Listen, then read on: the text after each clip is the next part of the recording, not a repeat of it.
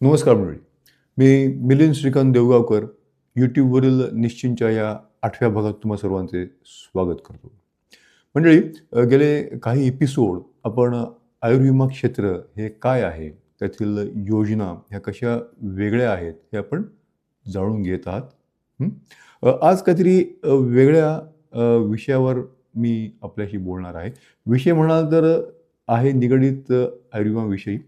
पण आपल्यासोबत मी एक छोटीशी घडलेली गोष्ट जी आहे, ही मी शेअर करणार आहे. गेले 33 वर्षापासून मी ह्या व्यवसायाशी संलग्न आहे, निगडीत आहे. त्यामुळे बऱ्याचशा घटनांचा मी साक्षीदार आहे.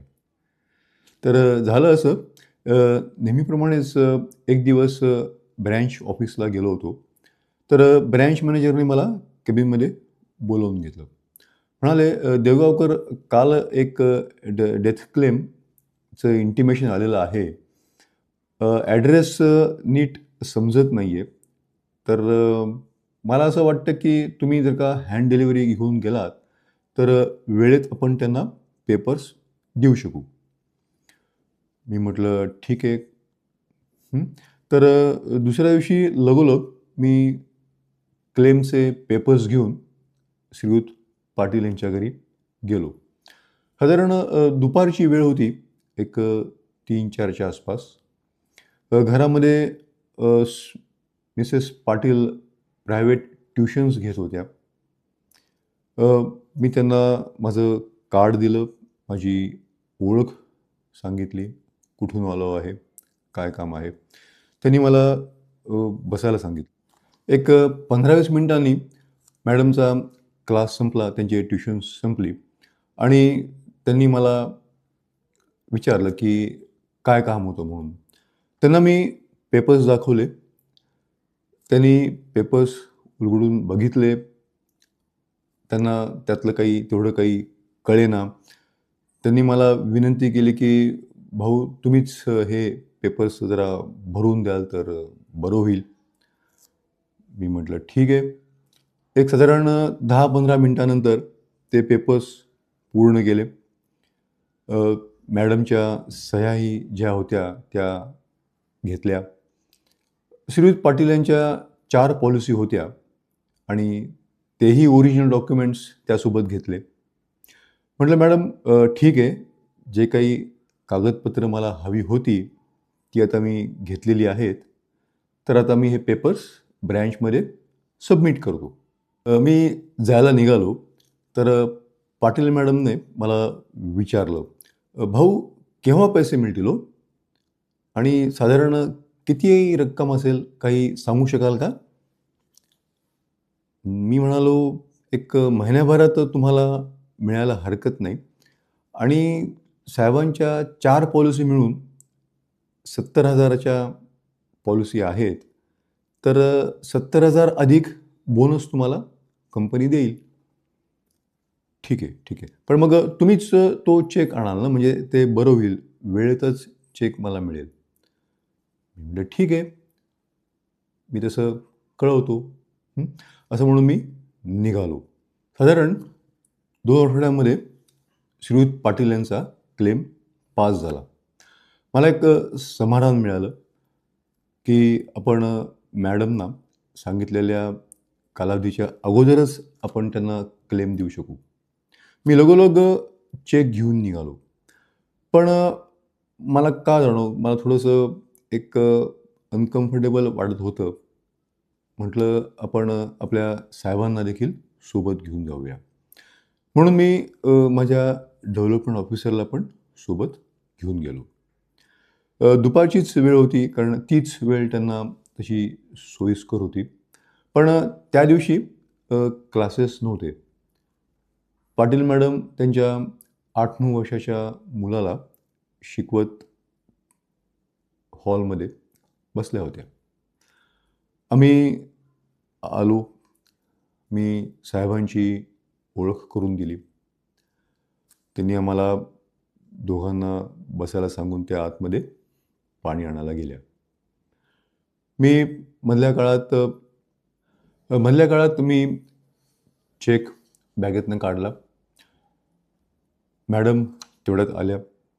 त्यांना मी चेक सुपूर्द केला.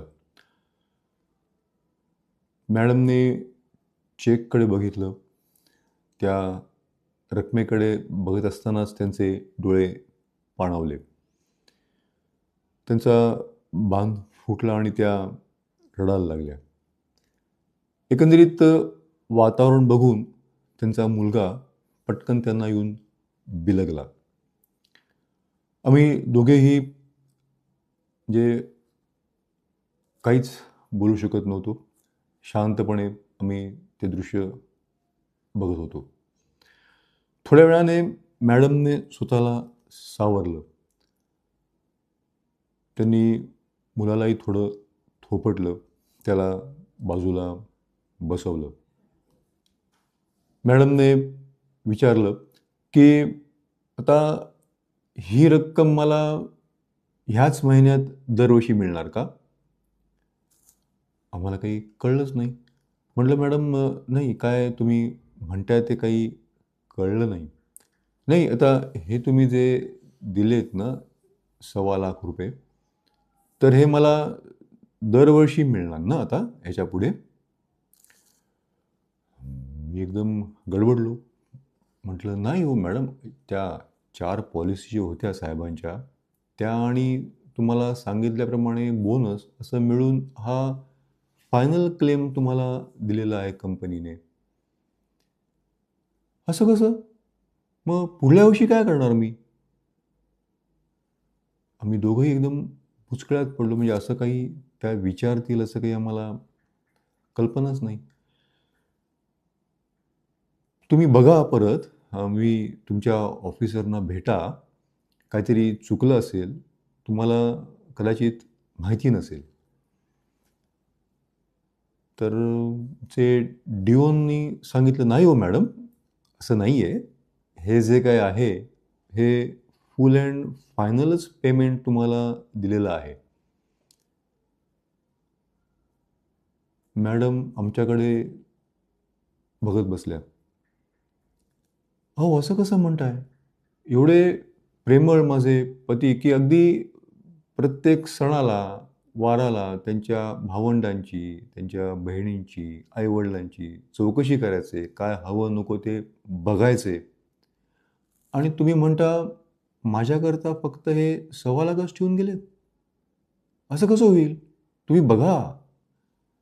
परत डिओनी त्यांना हळुवारपणे, प्रेमळपणे समजावलं, की "नाही हो, पाटील मॅडम, असं नाही आहे. हे फुल अँड फायनल पेमेंट आहे. हे एकदाच दिलं जातं, दिलेलं आहे. तुम्हाला दरवर्षी असं काही पेमेंट मिळणार नाही आहे." मॅडमचा तोल सुटला. त्या पुन्हा रडायला लागल्या. त्यांचं ते रडणं म्हणजे आम्हाला बघवेना, की अशा प्रकारे त्यांचं रडणं होतं, की आम्ही दोघंही म्हणजे एकदम हतबुद्ध झालो, की आता करायचं काय? म्हणजे आजही मला तो प्रसंग आठवतोय. तर मला म्हणजे बोलणं जड होतं, की अशा प्रसंगाला आपण सामोरे गेलो. मंडळी, आम्ही थोडा वेळ तिथे बसलो आणि काही न बोलता आम्ही निघून आलो. मंडळी, हा 30 वर्षापूर्वीचा प्रसंग, पण आजही असं वाटते, की जणू काही तो काल परवाच घडला की काय. आता आजची गोष्ट म्हणाल तर राव, आजचं सगळंच काही वेगळं आहे. आजची तरुणाई अगदी बसल्या-बसल्या ॲप्लिकेशनच्या माध्यमातनं, सॉफ्टवेअरवरनं, मोबाईलवरनं 1-1 करोडचा इन्शुरन्स करून घेते. हं. पण म्हणाल तर राव, आजचा समाज बघाल तर त्यातही खूप बदल जाणवतोय. तुम्ही बघताय. मंडळी, आजच्या समाजाचं गणितच बिघडलंय. म्हणजे बघाल तर अगदी 30शी-32शीतली मुलं हार्ट अटॅकने जात आहेत. तर सहस्त्रचंद्र दर्शन सोहळा बघणाऱ्यांची संख्या वाढत चालली आहे. काहीच कळत नाहीये. तुम्हाला मला कळकळीचं सांगणं आहे, की राव, आपल्या इन्शुरन्स पोर्टफोलिओचा रिव्ह्यू, आढावा हा वेळच्या वेळी घ्या. आणि एकट्यानेच घेऊ नका. तुमच्या जाणत्या मुलासोबत, तुमच्या स्पाऊससोबत, तुमच्या पार्टनरसोबत तो घ्या. त्यांना समजावून सांगा काय आहे. त्याच वेळेला तुम्हाला कळेल काय नाही आहे. तर मंडळी, निश्चिंतच्या या एपिसोडच्या बाबतीत तुमच्या कमेंट्स, तुमचे अभिप्राय जरूर कळवा. सोशल मीडियावरती माझं हँडल आहे मिलिंद निश्चिंत. धन्यवाद.